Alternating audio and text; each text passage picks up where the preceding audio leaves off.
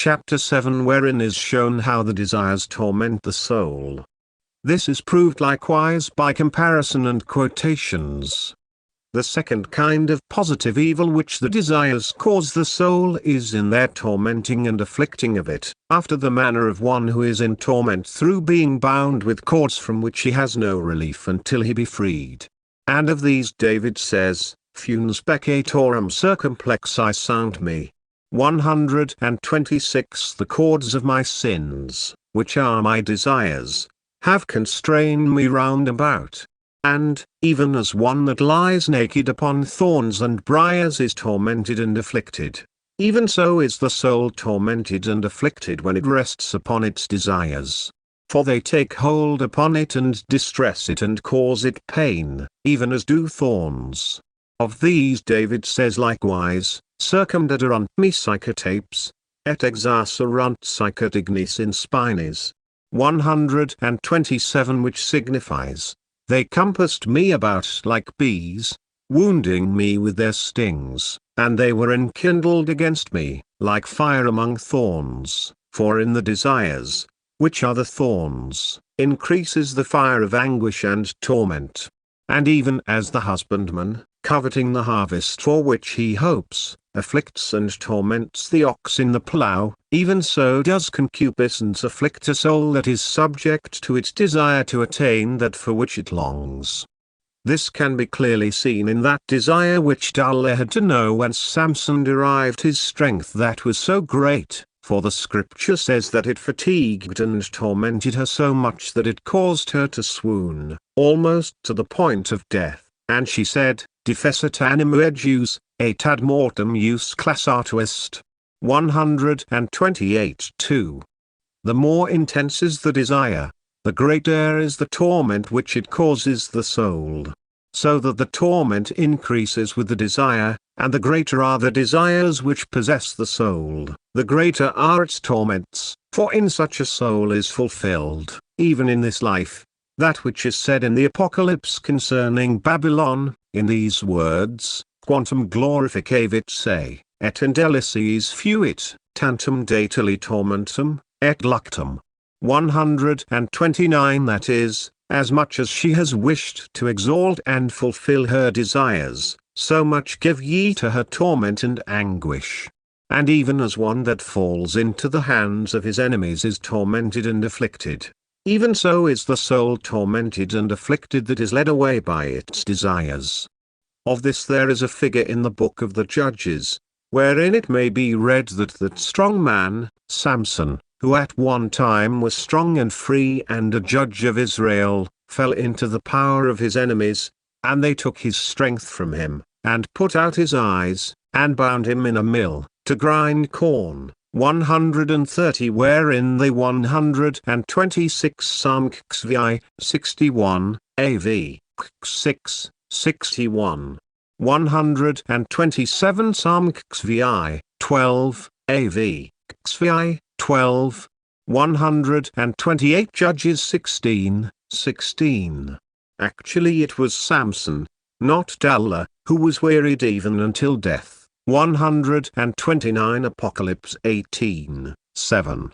130, lit, bound him to grind in a mill, tormented and afflicted him greatly. 131 And thus it happens to the soul in which these its enemies, the desires, live and rule, for the first thing that they do is to weaken the soul and blind it, as we shall say below, and then they afflict and torment it, binding it to the mill of concupiscence, and the bonds with which it is bound are its own desires.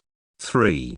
Wherefore God, having compassion on these that with such great labor, and at such cost to themselves, go about endeavoring to satisfy the hunger and thirst of their desire in the creatures, says to them through Isaias, Omnes scients, venite ad aquas, et qui non habetis argentum, properat, imit, elque medite, venite, imitubsque argento venum et lac.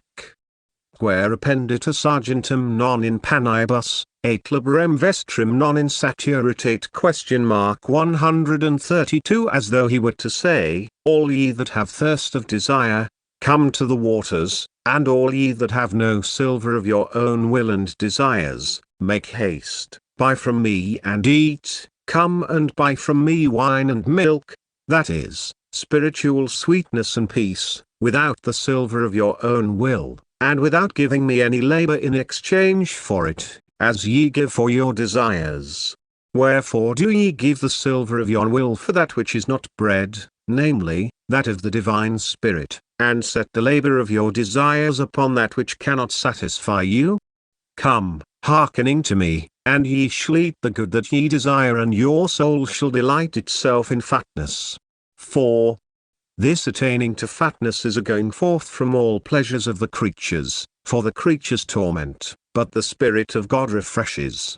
And thus he calls us through St. Matthew, saying, Venite ad me omnes, qui liberatis et onerati estis, et ego reficiam vo, et in veniatis requiem manimibus vestris. 133. As though he were to say, all ye that go about tormented, afflicted and burdened with the burden of your cares and desires, go forth from them, come to me, and I will refresh you, and ye shall find for your souls the rest which your desires take from you, wherefore they are a heavy burden, for David says of them, Psychotonus. Grave gravity sound super me. 134. Psalm 37, 5, AV, 38, 4. 131. Judges 16, 21. 132. Isaiah LV, 1-2. 133. St. Matthew 11, 28-9. 134. Chapter 8. Wherein is shown how the desires darken and blind the soul. The third evil that the desires cause in the soul is that they blind and darken it. Even as vapors darken the air and allow not the bright sun to shine, or as a mirror that is clouded over cannot receive within itself a clear image, or as water defiled by mud reflects not the visage of one that looks therein, even so the soul that is clouded by the desires is darkened in the understanding and allows neither 135 the sun of natural reason nor that of the supernatural wisdom of God to shine upon it and illumine it clearly. And thus David, speaking to this purpose, says, Comprehenduant me iniquitates mei, et non potui, ut viderum. 136. Which signifies, mine iniquities have taken hold upon me, and I could have no power to see. 2. And, at this same time, when the soul is darkened in the understanding, it is benumbed also in the will, and the memory becomes dull and disordered in its due operation. For, as these faculties in their operations depend upon the understanding, it is clear that, when the understanding is impeded, they will become disordered and troubled. And thus David says, Anima mea turbatuest valda. 137. That is, my soul is sorely troubled. Which is as much as to say, disordered in its faculties. For, as we say, the understanding has no more capacity for receiving enlightenment from the wisdom of God than has the air, when it is dark, for receiving enlightenment from the sun. Neither has the will any power to embrace God within itself in pure love, even as the mirror that is clouded with vapor has no power to reflect clearly within itself any visage. 138. And even less power has the memory which is clouded by the darkness of desire to take clearly upon itself the form of the image of God, just as the muddled water cannot show forth clearly the visage of one that looks at himself therein. 3. Desire blinds and darkens the soul, for desire, as such, is blind, since of itself it has no understanding in itself, the reason being to it always, as it were, a child leading a blind man. And hence it comes to pass that, whensoever the soul is guided by its desire, it becomes blind, for this is as if one that sees were guided by one that sees not, which is, as it were, for both to be blind. And that which follows from this is that which our Lord says through St. Matthew, Si cecus ceco ducatum prestat, ambo in favem cadunt. 139. If the blind lead the blind, both fall into the pit. Of little use are its eyes to a moth, since desire for the beauty of the light dazzles it and leads it into the flame. 140 And even so we may say that 135, lit, gives no occasion either for, etc. 136, feeds upon desire is like, who feeds upon desire is like a fish that is dazzled, upon which the light acts rather as darkness, preventing it from seeing the snares which the fishermen are preparing for it. This is very well expressed by David himself, where he says of such persons, supersi sedit ignis, et non viderunt solem. 141 Which signifies, there came upon them the fire, which burns with its heat and dazzles with its light. And it is this that desire does to the soul, enkindling its concupiscence and dazzling its understanding so that it cannot see its light. For the cause of its being thus dazzled is that when another light of a different kind is set before the eye, the visual faculty is attracted by that which is interposed so that it sees not the other, and, as the desire is set so near to the soul as to be within the soul itself, the soul meets this first light and is attracted by it, and thus it is unable to see the light of clear understanding, neither will see it until the dazzling power of desire is taken away from it. 4. For this reason one must greatly lament the ignorance of certain men, who burden themselves with extraordinary penances and with many other voluntary practices, and think that this practice or that will suffice to bring them to the union of divine wisdom. But such will not be the case if they endeavor not diligently to mortify their desires. If they were careful to bestow half of that labor on this, they would profit more in a month than they profit by all the other practices in many years. For, just as it is necessary to till the earth if it is to bear fruit, and unless it be tilled it bears naught but weeds, just so is mortification of the desires necessary if the soul is to profit. Without this mortification, I make bold to say, the soul no more achieves progress on the road to perfection and to the knowledge of God of itself, however many efforts it may make, than the seed grows when it is cast upon untilled ground. Wherefore the darkness and rudeness of the soul will not be taken from it until the desires be quenched. For these desires are like cataracts, or like motes in the eye, which obstruct the sight until they be taken away. 5. And thus David, realizing how blind are these souls, and how completely impeded from beholding the light of truth, and how wroth is God with them, speaks to them, saying, Priusquam intelligerant spini vestramnum, sicut vivants, sic in aero absorberos. 142 And this is as though he had said, before your thorns, that is, your desires, harden and grow, changing from tender thorns into a thick hedge and shutting out the sight of God, even as oft times the living find their thread of life broken in the midst of its course, even so will God swallow them up in his wrath. For the desires that are living in the soul, so that it cannot understand him, 143 will be swallowed up by God by means of chastisement and correction, either in this life or in the next, and this will come to pass through purgation. 141 Psalm LVI, 9, cf. AV, LVI, 8. 142 Psalm LVI, 10, AV, LVI, 9. 143, lit, before it can understand God, and he says that he will swallow them up in wrath, because that which is suffered in the mortification of the desires is punishment for the ruin which they have wrought in the soul. 6. Oh, if men but knew how great is the blessing of divine light whereof they are deprived by this blindness which proceeds from their affections and desires, and into what great hurts and evils these make them to fall day after day, for so long as they mortify them not. For a man must not rely upon a clear understanding, or upon gifts that he has received from God, and think that he may indulge his affection or desire, and will not be blinded and darkened, and fall gradually into a worse estate.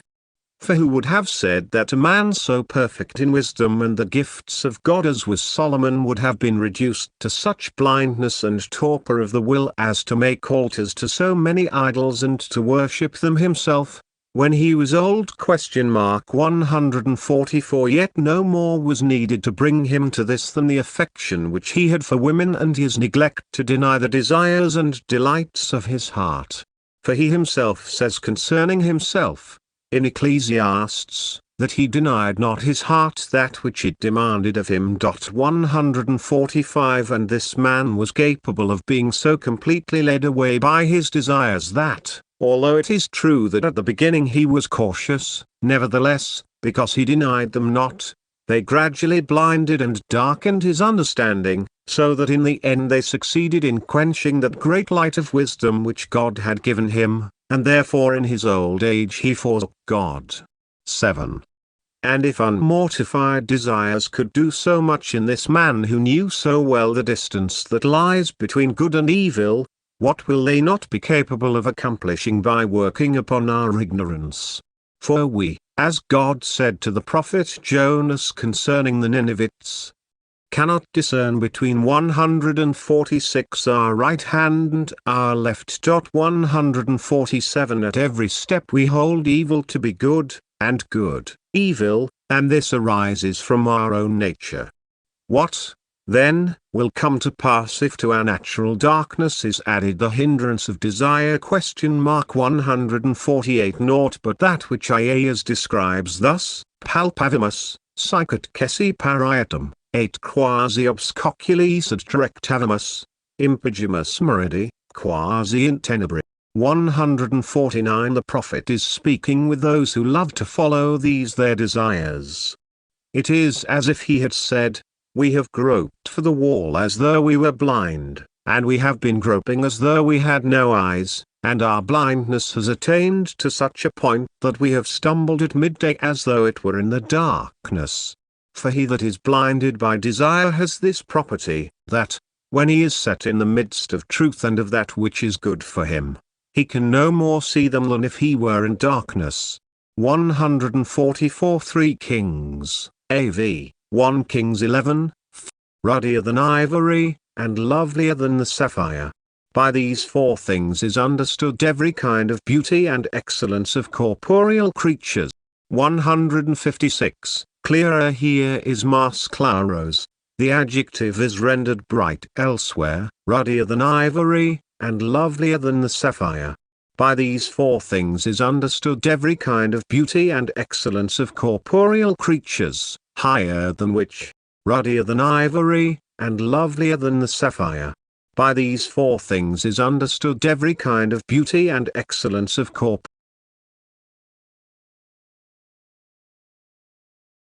Chapter 9 wherein is described how the desires defile the soul. This is proved by comparisons and quotations from Holy Scripture.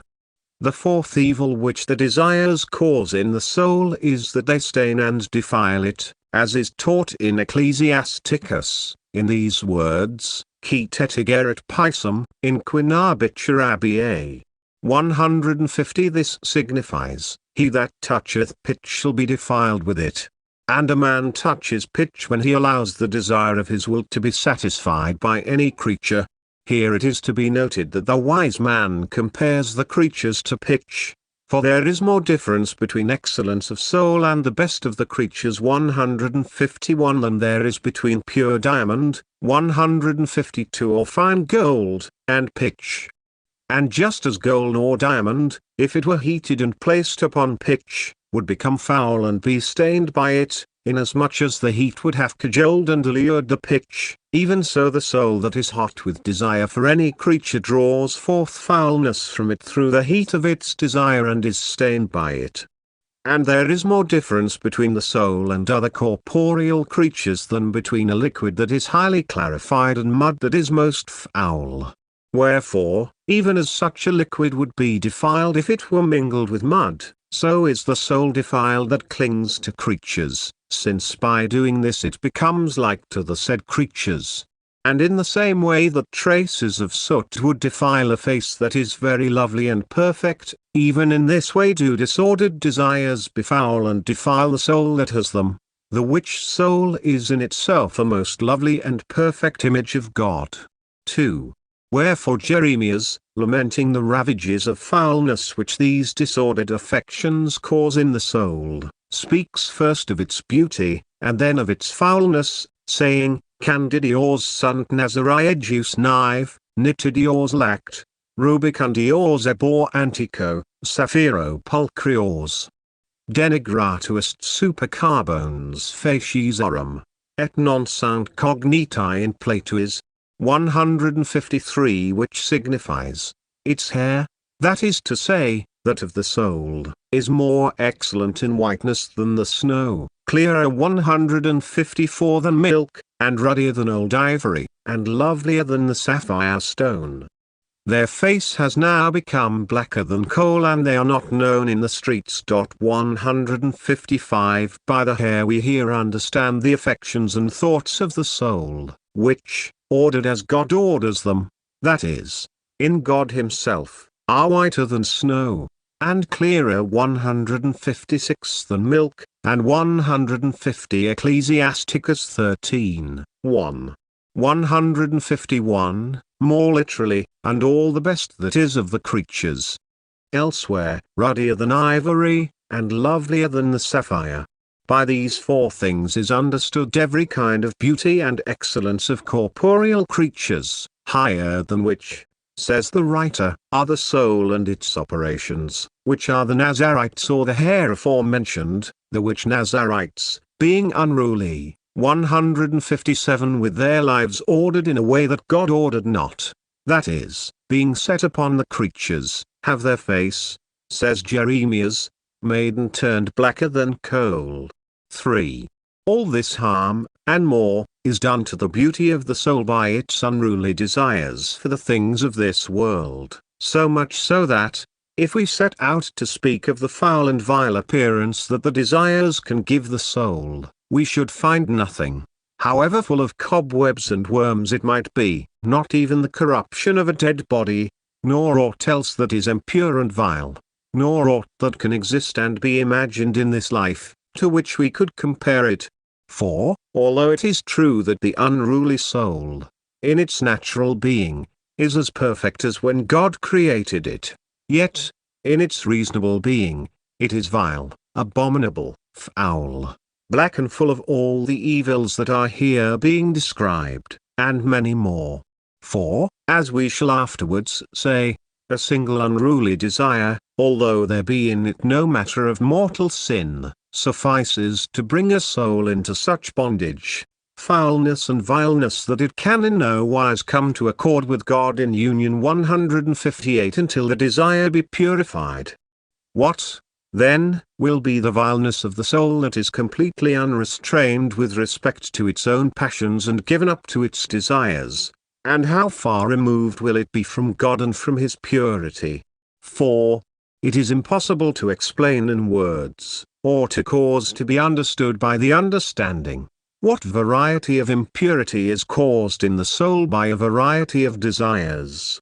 For, if it could be expressed and understood, it would be a wondrous thing, and one also which would fill us with pity, to see how each desire, in accordance with its quality and degree, be it greater or smaller, leaves in the soul its mark and deposit of impurity and vileness, and how one single disorder of the reason can be the source of innumerable different impurities, some greater, some less, each one after its kind.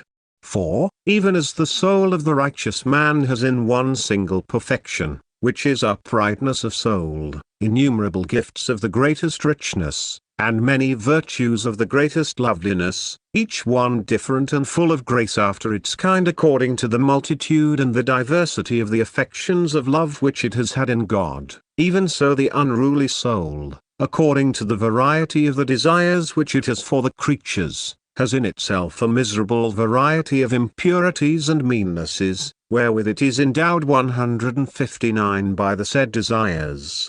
157. The words translated unruly, disordered, here and elsewhere, and occasionally unrestrained, are the same in the original, Desordenado, 158. The Spanish of the text reads literally, in a union, 159. The verb is pintar, paint. Perhaps corrupt is intended. The same verb occurs in the following sentence, 5.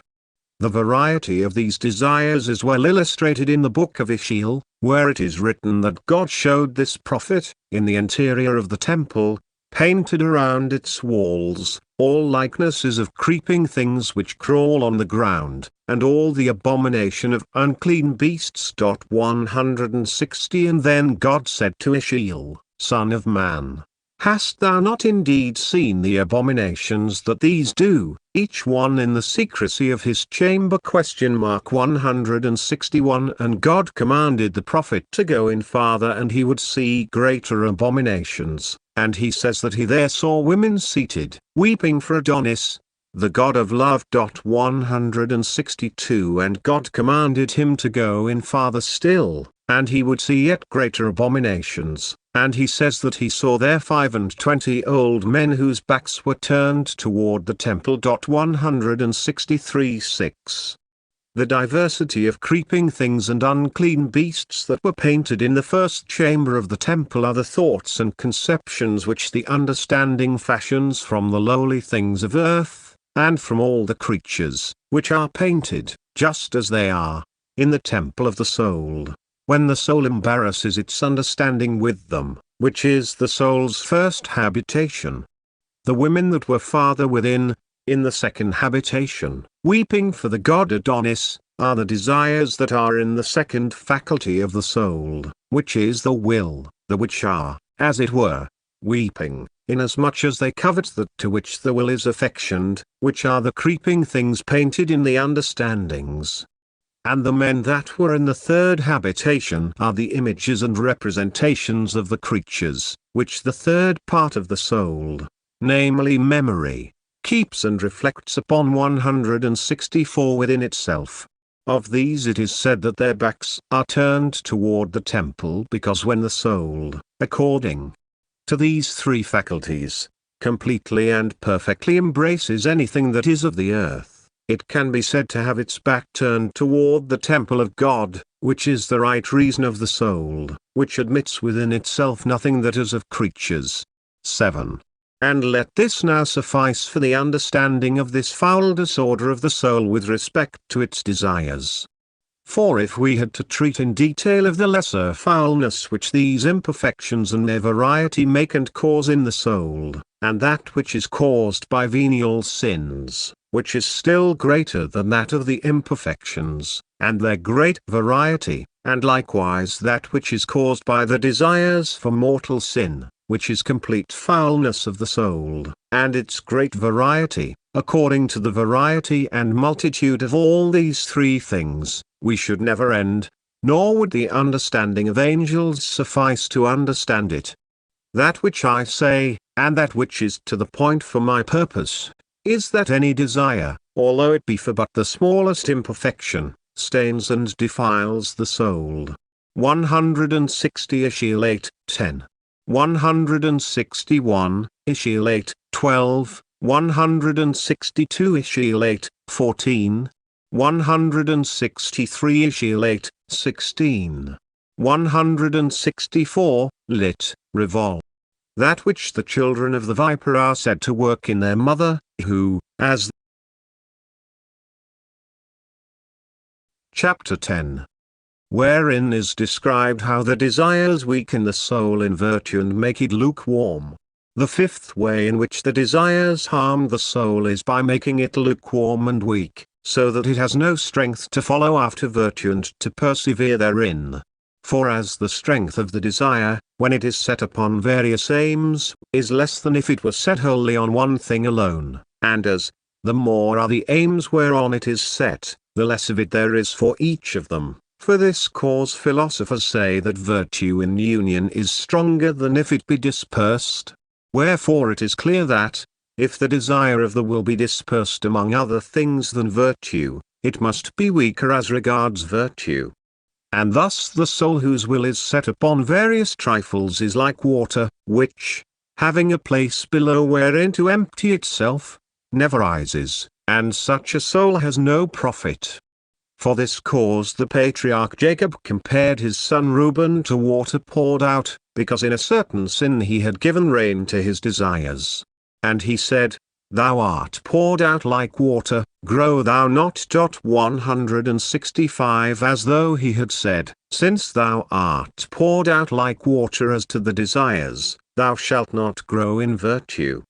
And thus, as hot water, when uncovered, readily loses heat, and as aromatic spices, when they are unwrapped, gradually lose the fragrance and strength of their perfume, even so the soul that is not recollected in one single desire for God loses heat and vigor in its virtue.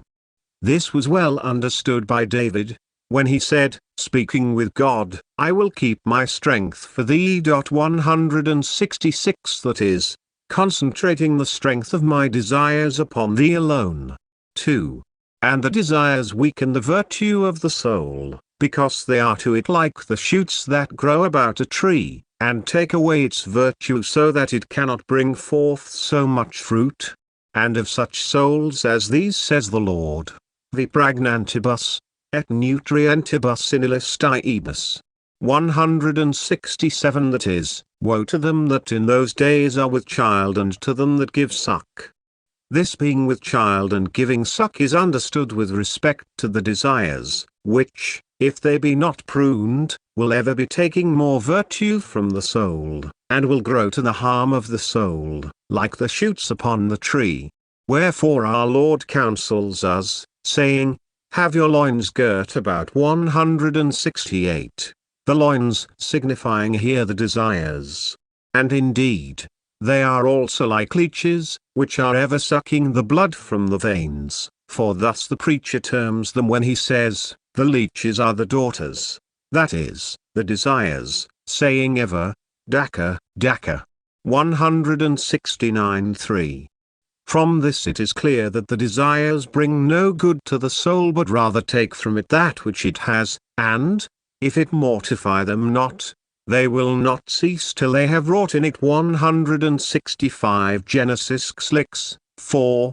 166 Samuel vi, 10, AV, Lix, 9. 167 St. Matthew 29, 19. 168 St. Luke 12, 35. 169 Proverbs 30, 15. That which the children of the viper are said to work in their mother, who, as they are growing within her womb, consume her and kill her, and they themselves remain alive at her cost. Just so the desires that are not mortified grow to such a point that they kill the soul with respect to God because it has not first killed them, and they alone live in it. Wherefore the preacher says, Orfere me domine ventris concupiscentias. 174. And, even though they reach not this point, it is very piteous to consider how the desires that live in this poor soul treat it, how unhappy it is with regard to itself, how dry with respect to its neighbors, and how weary and slothful with respect to the things of God. For there is no evil humor that makes it as wearisome and difficult for a sick man to walk, or gives him a distaste for eating comparable to the weariness and distaste for following virtue which is given to a soul by a desire for creatures. And thus the reason why many souls have no diligence and eagerness to gain virtue is, as a rule, that they have desires and affections which are not pure and are not fixed upon God. 171 170 Ecclesiasticus 23, 6. In the original the last two sentences are transposed. 171, lit, not pure on, or in, God. Chapter 11. Wherein it is proved necessary that the soul that would attain to divine union should be free from desires, however slight they be.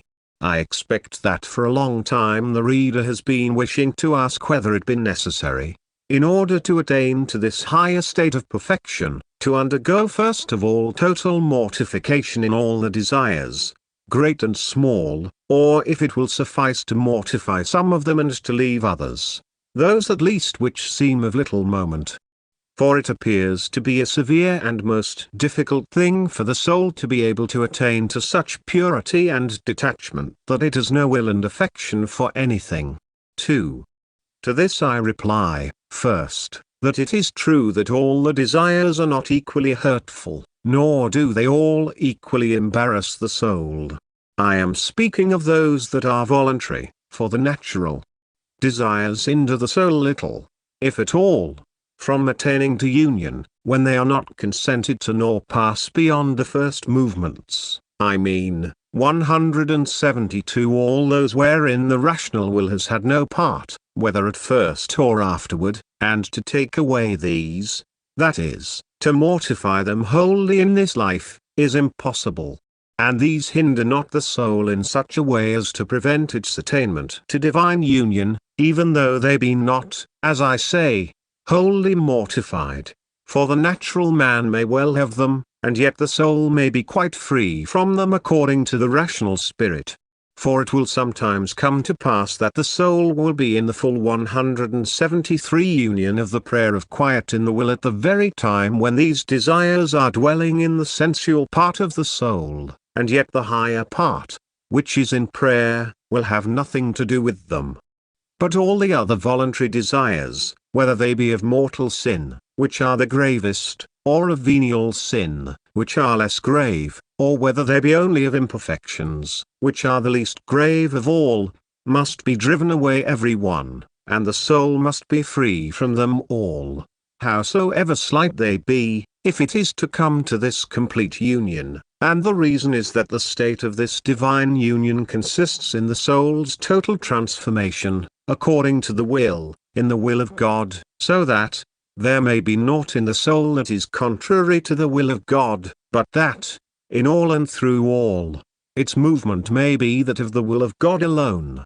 3. It is for this reason that we say of this state that it is the making of two wills into one, namely, into the will of God, which will of God is likewise the will of the soul. For if this soul desired any imperfection that God wills not, there would not be made one will of God, since the soul would have a will for that which God has not.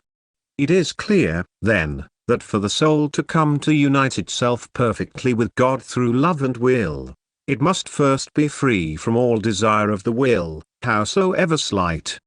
That is, that it must not intentionally and knowingly 172, the original has no such explanatory phrase, 173, that is, will be enjoying all the union that the prayer of quiet gives, consent with the will to imperfections, and it must have power and liberty to be able not so to consent intentionally. I say knowingly, because, unintentionally and unknowingly, or without having the power to do otherwise, it may well fall into imperfections and venial sins, and into the natural desires whereof we have spoken. For of such sins as these which are not voluntary and surreptitious it is written that the just man shall fall 7 times in the day and shall rise up again. 174 But of the voluntary desires, which, though they be for very small things, are, as I have said, intentional venial sins, any one that is not conquered suffices to impede union. 175 I mean, if this habit be not mortified. For sometimes certain acts of different desires have not as much power when the habits are mortified.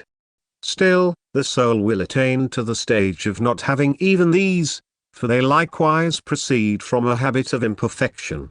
But some habits of voluntary imperfections, which are never completely conquered, prevent not only the attainment of divine union, but also progress in perfection.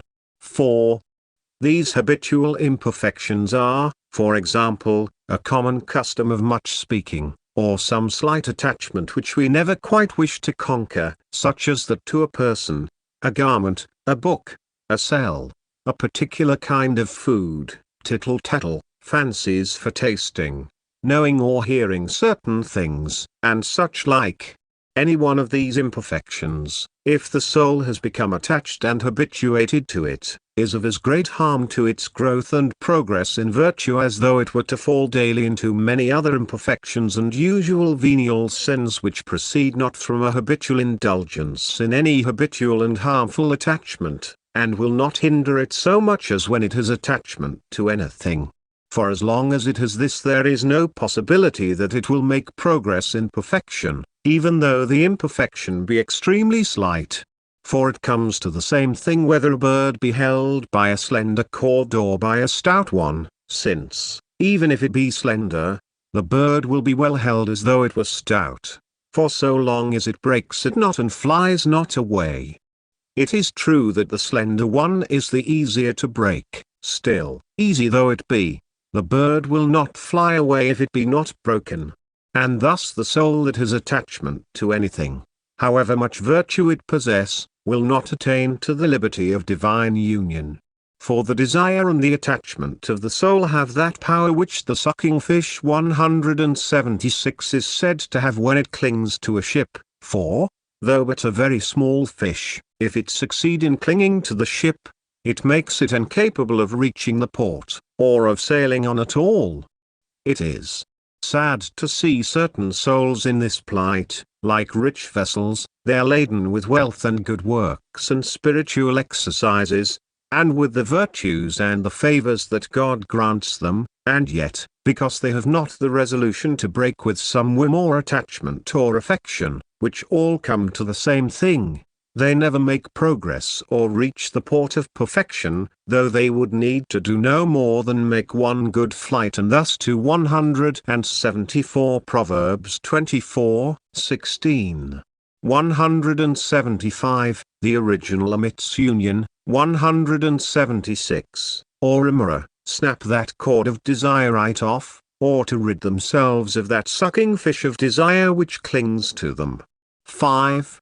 It is greatly to be lamented that, when God has granted them strength to break other and stouter cords 177, namely, affections for sins and vanities, they should fail to attain to such blessing because they have not shaken off some childish thing which God had bidden them conquer for love of Him, and which is nothing more than a thread or a hair. 178 And, what is worse, not only do they make no progress, but because of this attachment they fall back, lose that which they have gained, and retrace that part of the road along which they have travelled at the cost of so much time and labour, for it is well known that, on this road, not to go forward is to turn back, and not to be gaining is to be losing.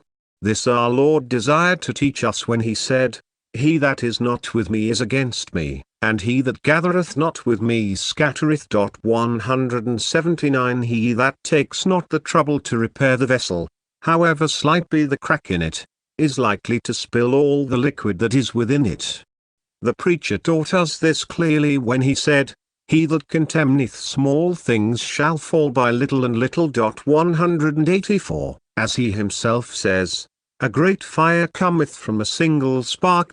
181 And thus one imperfection is sufficient to lead to another, and these lead to yet more, wherefore you will hardly ever see a soul that is negligent in conquering one desire, and that has not many more arising from the same weakness and imperfection that this desire causes. In this way they are continually filling. We have seen many persons to whom God has been granting the favor of leading them a long way, into a state of great detachment and liberty, yet who, merely through beginning to indulge some slight attachment, under the pretext of doing good,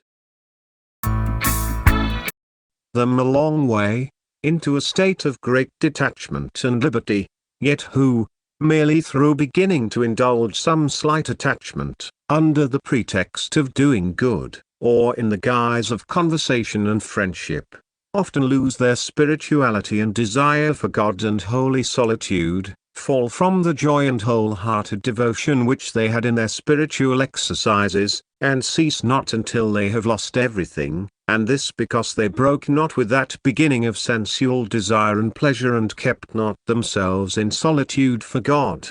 6. Upon this road we must ever journey in order to attain our goal, which means that we must ever be mortifying our desires and not indulging them, and if they are not all completely mortified we shall not completely attain. For even as a log of wood may fail to be transformed in the fire because a single degree of heat is wanting to it, even so the soul will not be transformed in God if it have but one imperfection, although it be something less than voluntary desire, for, as we shall say hereafter concerning the night of faith, the 177, chordales, a stronger word than that used above, hylo, which, if the context would permit, might better be translated string, its equivalent in modern speech. Below, hylo is translated thread, 178, hylo, rendered thread, as explained in N. 4 above, can also be taken in the stronger sense of cord, 179 St. Matthew 12, 30. 180 Ecclesiasticus 19, 1. 181, lit. Their fire is increased by a single spark. Ecclesiasticus 11, 34, AV, 11, 32. Soul has only one will, and that will, if it be embarrassed by aught and set upon by aught, is not free, solitary, and pure, as is necessary for divine transformation. 7. Of this that has been said we have a figure in the book of the Judges, where it is related that the angel came to the children of Israel and said to them that, because they had not destroyed that forward people, but had made a league with some of them, they would therefore be left among them as enemies, that they might be to them an occasion of stumbling and perdition. 182 And just so does God deal with certain souls, though he has taken them out of the world, and slain the giants, their sins, and destroyed the multitude of their enemies, which are the occasions of sin that they encountered in the world, solely that they may enter this promised land of divine union with greater liberty. Yet they harbor friendship and make alliance with the insignificant peoples. 183, that is, with imperfections, and mortify them not completely. Therefore our Lord is angry, and allows them to fall into their desires and go from bad to worse. 8. In the book of Joshua, again, we have a figure of what has just been said, where we read that God commanded Joshua, at the time that he had to enter into possession of the promised land, to destroy all things that were in the city of Jericho, in such wise as to leave therein nothing alive, man or woman, young or old, and to slay all the beasts, and to take naught, neither to covet aught, of all the spoils. 184 This he said that we may understand how, if a man is to enter this divine union, all that lives in his soul must die, both little and much, small and great, and that the soul must be without desire for all this, and detached from it, even as though it existed not for the soul, neither the soul for it. This St. Paul teaches us clearly in his epistle ad Corinthios, saying, This I say to you, brethren, that the time is short. It remains, and it behoves you, that they that have wives should be as if they had none, and they that weep for the things of this world, as though they wept not, and they that rejoice, as if they rejoiced not, and they that buy, as though they possessed not, and they that use this world, as if they used it not. 185 This the Apostle says to us in order to teach us how complete must be the detachment of our soul from all things if it is to journey to God. 182 Judges 2, 3. 183, the original phrase, genti menuda, means little folk. It is used of children and sometimes also of insects and other small creatures. There is a marked antithesis between the giants, or sins, and the little folk, or imperfections. 184 Joshua 21. 185 1 Corinthians 7, 29-31. Chapter 12. Which treats of the answer to another question, explaining what the desires are that suffice to cause the evils aforementioned in the soul. We might write at greater length upon this matter of the night of sense, saying all that there is to say concerning the harm which is caused by the desires, not only in the ways aforementioned, but in many others. But for our purpose that which has been said suffices, for we believe we have made it clear in what way the mortification of these desires is called night, and how it behoves us to enter this night in order to journey to God. The only thing that remains, before we treat of the manner of entrance therein, in order to bring this part to a close, is a question concerning what has been said which might occur to the reader. 2.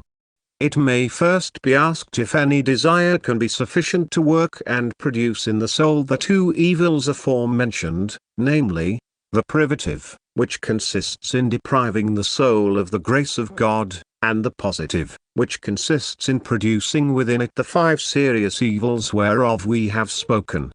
Secondly, it may be asked if any desire, however slight it be and of whatever kind, suffices to produce all these together, or if some desires produce some and others produce others. If, for example, some produce torment, others weariness, others darkness, etc. 3. Answering this question, I say, first of all, that with respect to the privative evil, which consists in the soul's being deprived of God, this is wrought wholly, and can only be wrought, by the voluntary desires, which are of the matter of mortal sin, for they deprive the soul of grace in this life, and of glory, which is the possession of God, in the next. In the second place, I say that both those desires which are of the matter of mortal sin, and the voluntary desires, which are of the matter of venial sin, and those that are of the matter of imperfection, are each sufficient to produce in the soul all these positive evils together, the which evils, although in a certain way they are privative, we here call positive, since they correspond to a turning towards the creature, even as the privative evils correspond to a turning away from God. But there is this difference, that the desires which are of mortal sin produce total blindness, torment, impurity, weakness, etc. Those others, however, which are of the matter of venial sin or imperfection, produce not these evils in a complete and supreme degree, since they deprive not the soul of grace, upon the loss of which depends the possession of them, since the death of the soul is their life, but they produce them in the soul remissly, proportionately to the remission of grace which these desires produce in the soul. 186 So that desire which most weakens grace will produce the most abundant torment, blindness and defilement. 186 The word here translated remissness is rendered remission in the text, where it seems to have a slightly different meaning. 4. It should be noted, however, that, although each desire produces all these evils, which we here term positive, there are some which, principally and directly, produce some of them, and others which produce others, and the remainder are produced consequently upon these. For, although it is true that one sensual desire produces all these evils, yet its principal and proper effect is the defilement of soul and body. And, although one avaricious desire produces them all, its principal and direct result is to produce misery. And, although similarly one vainglorious desire produces them all, its principal and direct result is to produce darkness and blindness. And, although one gluttonous desire produces them all, its principal result is to produce lukewarmness in virtue. And even so is it with the rest. 5. And the reason why any act of voluntary desire produces in the soul all these effects together lies in the direct contrariety which exists between them and all the acts of virtue which produce the contrary effects in the soul. For, even as an act of virtue produces and begets in the soul sweetness, peace, consolation, light, cleanness and fortitude altogether, even so an unruly desire causes torment, fatigue, weariness, blindness and weakness. All the virtues grow through the practice of any one of them, and all the vices grow through the practice of any one of them likewise, and the remnants 187 of each grow in the soul. And although all these evils are not evident at the moment when the desire is indulged, since the resulting pleasure gives no occasion for them, yet the evil remnants which they leave are clearly perceived, whether before or afterwards.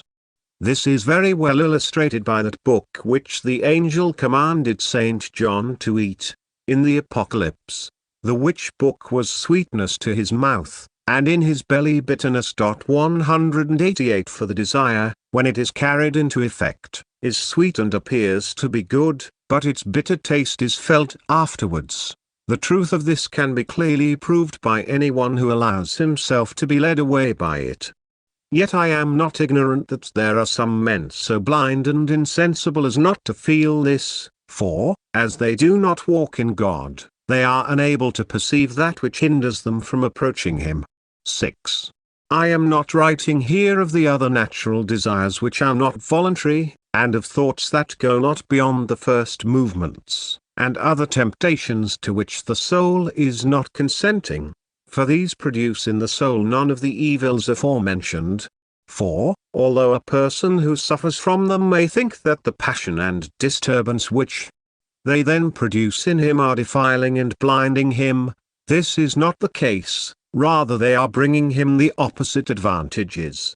For, in so far as he resists them, he gains fortitude, purity, light and consolation, and many blessings. Even as our Lord said to St. Paul, that virtue was made perfect in weakness. 189 But the voluntary desires were called the evils afore. 187 The word translated remnants also means aftertaste. 188 Apocalypse X, 9. 189 2 Corinthians 12, 9. Virtue had often, in the author's day, much of the meaning of the modern word strength, mentioned, and more. Wherefore the principal care of spiritual masters is to mortify their disciples immediately with respect to any desire soever, by causing them to remain without the objects of their desires, in order to free them from such great misery. Chapter 13. Wherein is described the manner and way which the soul must follow in order to enter this night of sense. It now remains for me to give certain counsels whereby the soul may know how to enter this night of sense and may be able so to do. To this end it must be known that the soul habitually enters this night of sense in two ways. The one is active, the other passive. The active way consists in that which the soul can do, and does, of itself, in order to enter therein, whereof we shall now treat in the counsels which follow. The passive way is that wherein the soul does nothing, and God works in it, and it remains, as it were, patient. Of this we shall treat in the fourth book, where we shall be treating of beginners. And because there, with the divine favor, we shall give many counsels to beginners, according to the many imperfections which they are apt to have while on this road, I shall not spend time in giving many here.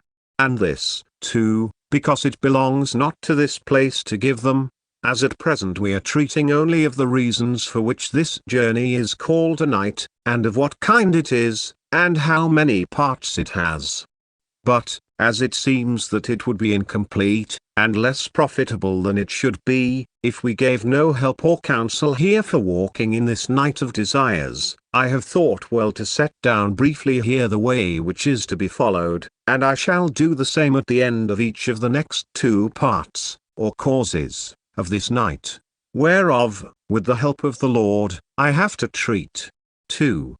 These counsels for the conquering of the desires, which now follow, albeit brief and few, I believe to be as profitable and efficacious as they are concise, so that one who sincerely desires to practice them will need no others, but will find them all included in these.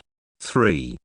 First, let him have an habitual desire 190 to imitate Christ in everything that he does, conforming himself to his life, upon which life he must meditate so that he may know how to imitate it, and to behave in all things as Christ would behave.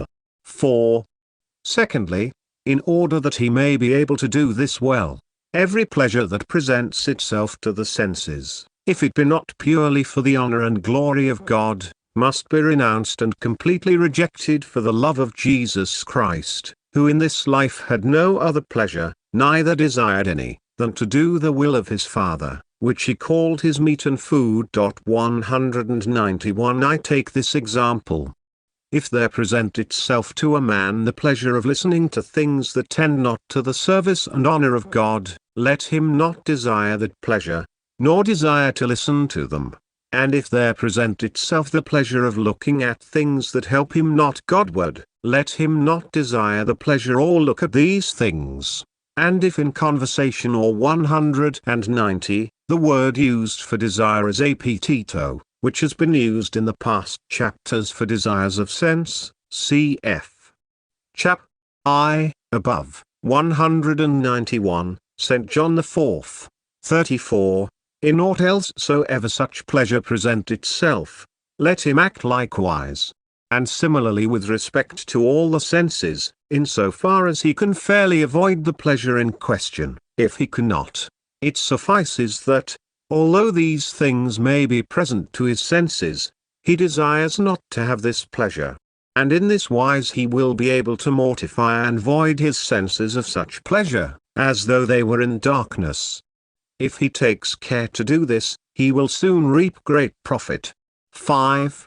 For the mortifying and calming of the four natural passions, which are joy, hope, fear and grief, from the concord and pacification whereof come these and other blessings, the counsels here following are of the greatest help, and of great merit, and the source of great virtues. 6. Strive always to prefer, not that which is easiest, but that which is most difficult, not that which is most delectable, but that which is most unpleasing, not that which gives most pleasure, but rather that which gives least, not that which is restful, but that which is wearisome, not that which is consolation, but rather that which is disconsolateness, not that which is greatest, but that which is least, not that which is loftiest and most precious, but that which is lowest and most despised, not that which is 192 a desire for anything, but that which is a desire for nothing. Strive to go about seeking not the best of temporal things, but the worst. Strive thus to desire to enter into complete detachment and emptiness and poverty, with respect to everything that is in the world, for Christ's sake. 7. And it is meet that the soul embrace these acts with all its heart and strive to subdue its will thereto. For, if it perform them with its heart, it will very quickly come to find in them great delight and consolation, and to act with order and discretion. 8. These things that have been said, if they be faithfully put into practice, are quite sufficient for entrance into the night of sense, but, for greater completeness, we shall describe another kind of exercise which teaches us to mortify the concupiscence of the flesh and the concupiscence of the eyes, and the pride of life, which, says St. John, 193 are the things that reign in the world, from which all the other desires proceed. 9.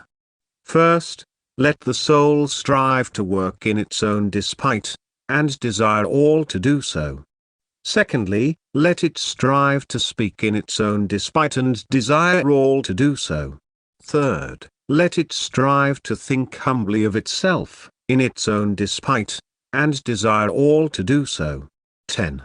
To conclude these counsels and rules, it will be fitting to set down here those lines which are written in the Ascent of the Mount, which is the figure that is at the beginning of this book, the which lines are instructions for ascending to it, and thus reaching the summit. 192 lit. Not that which is to desire anything, etc. 193, 1 St. John the 2nd, 16, of union. For, although it is true that that which is there spoken of is spiritual and interior, There is reference likewise to the spirit of imperfection according to sensual and exterior things, as may be seen by the two roads which are on either side of the path of perfection. It is in this way and according to this sense that we shall understand them here, that is to say, according to that which is sensual. Afterwards, in the second part of this night, they will be understood according to that which is spiritual. 194:11. The lines are these: in order to arrive at having pleasure in everything, desire to have pleasure in nothing. In order to arrive at possessing everything, desire to possess nothing. In order to arrive at being everything, desire to be nothing. In order to arrive at knowing everything, desire to know nothing. 195. In order to arrive at that wherein thou hast no pleasure, thou must go by a way wherein thou hast no pleasure. In order to arrive at that which thou knowest not, thou must go by a way this thou knowest not. In order to arrive at that which thou possessest not, thou must go by a way that thou possessest not. In order to arrive at that which thou art not, thou must go through that which thou art not. 12. When thy mind dwells upon anything, thou art ceasing to cast thyself upon the all. For, in order to pass from the all to the all, thou hast to deny thyself wholly. 196. In all.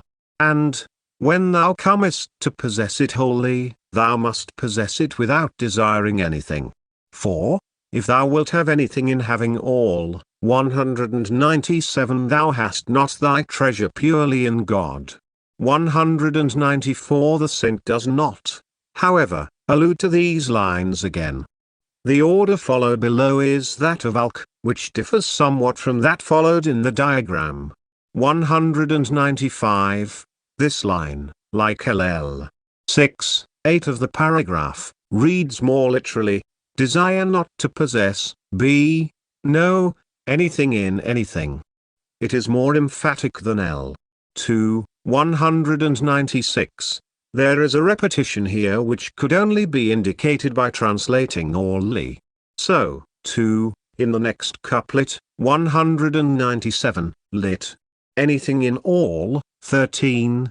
In this detachment the spiritual soul finds its quiet and repose, for, since it covets nothing, nothing wearies it when it is lifted up, and nothing oppresses it when it is cast down, because it is in the center of its humility. But when it covets anything, at that very moment it becomes wearied. Chapter 14. Wherein is expounded the second line of the stanza, kindled in love with yearnings.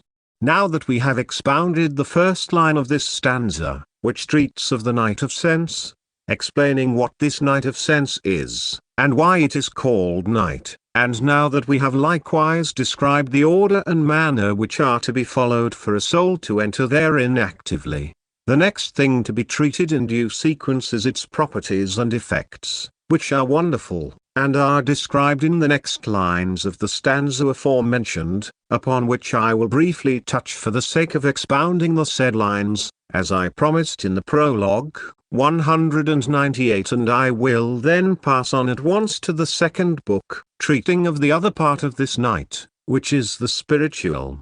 2. The soul, then, says that, kindled in love with yearnings, it passed through this dark night of sense and came out thence to the union of the beloved.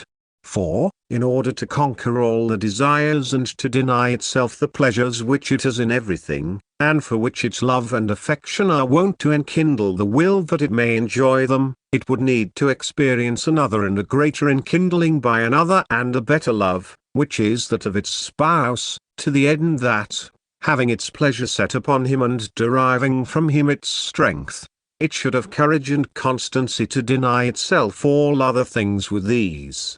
And, in order to conquer the strength of the desires of sense, it would need, not only to have love for its spouse, but also to be enkindled by love and to have yearnings.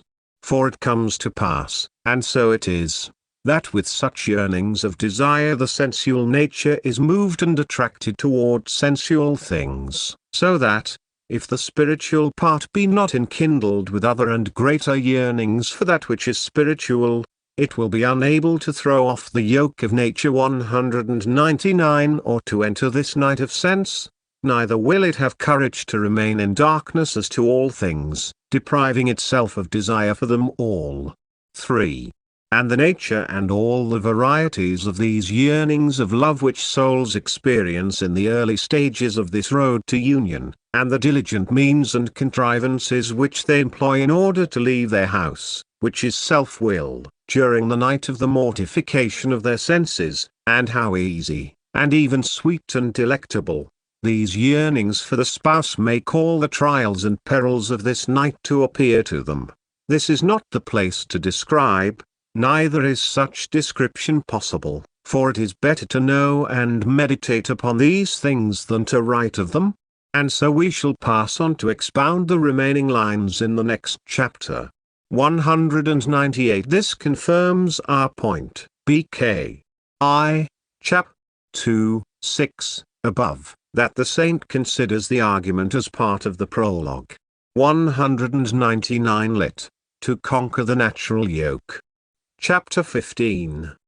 Wherein are expounded the remaining lines of the aforementioned stanza.